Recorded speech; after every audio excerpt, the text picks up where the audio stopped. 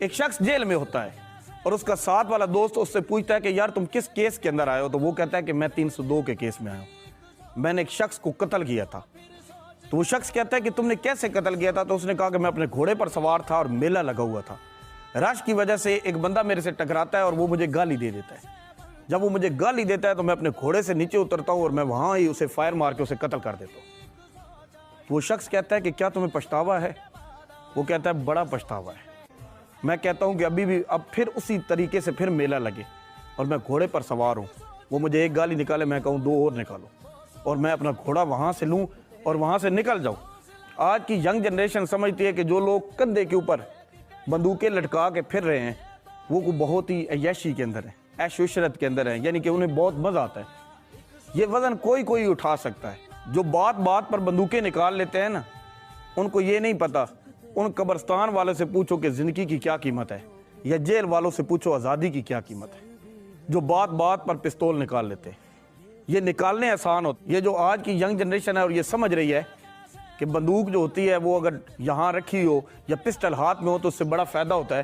جب آپ جیل میں جائیں اور آپ کی مائیں بہنیں وہاں آئیں گی، کتنا شرم کا مقام ہوگا آپ کے لیے، کتنا مشکل مقام ہوگا آپ کے لیے۔ اس کے اندر کوئی فائدہ نہیں ہے۔ آج کی نسل یہ سمجھتی ہے کہ اس کے اندر فائدہ ہے، 10 دوست بنا لینے، 20 دوست بنا لینے، بازو کھول کے پھر چلنا، اور لوگوں کو جو کہ غریب آدمی ہوں اسے 2-4 لگا دینا، مار دینا، اور کہنا کہ میں بڑا بدماش ہوں۔ جو لوگ بدماش ہیں ان کے ساتھ بیٹھنا اٹھنا، اس کے اندر کوئی بہادری نہیں ہے۔ اللہ تعالیٰ سے معافی مانگے۔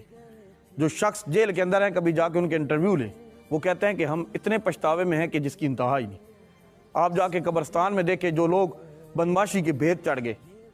میں کہتا ہوں کہ ایک باپ جو سب سے زیادہ اچھی چیز اپنی اولاد کو دے جاتا ہے، وہ سب سے اچھی چیز یہی ہے کہ وہ اسے ایک اچھی عزت والی زندگی دے جائے، بدماشی کی زندگی نہ دے جائے۔ یہ کوئی آسان کام نہیں ہوتا۔ پھر جو بندہ بدماشی کی زندگی جی رہا ہوتا ہے وہ پوری زندگی یہاں پر بندوق لٹکا کے پھر رہا ہوتا ہے، اسے نہ چین، نہ نیند، نہ سکون، کچھ بھی نہیں ہوتا۔ وہ جب باہر نکلتا ہے تو 5-7 بندے اسے ساتھ لے کر جانے پڑتے ہیں۔ وہ بندہ کسی کی خوشی کے اندر، کسی کے دکھ کے اندر شامل نہیں ہو سکتا۔ وہ آزادی سے کہیں گھوم پھر نہیں سکتا۔ یہاں جو لوگ ناران نکل جاتے ہیں، کاغان نکل جاتا ہے، وہاں کمرہ بک کیا، وہ بندہ نہیں پھر سکتا۔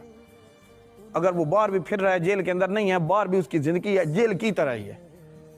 بیٹا یاد رکھے، کبھی بھی بدماشی، یقین مانے جو لوگ غصہ پی جاتے ہیں نا، وہ زندگی میں کامیاب ہو جاتے ہیں۔ جو لوگ غصہ نہیں پیتے، وہ یاد رکھے ان مٹی قبرستان کے اندر منو من مٹی کے نیچے آ جاتے ہیں۔ اپنے غصے کو صبر کے ساتھ پی جائیں۔ جب غصہ آئے صبر کر کے سائیڈ مار دیں۔ یقین مانے تھوڑی دیر بعد آپ کہیں گے کہ میں نے ایک اچھا فیصلہ کیا۔ غصہ تو انسان کو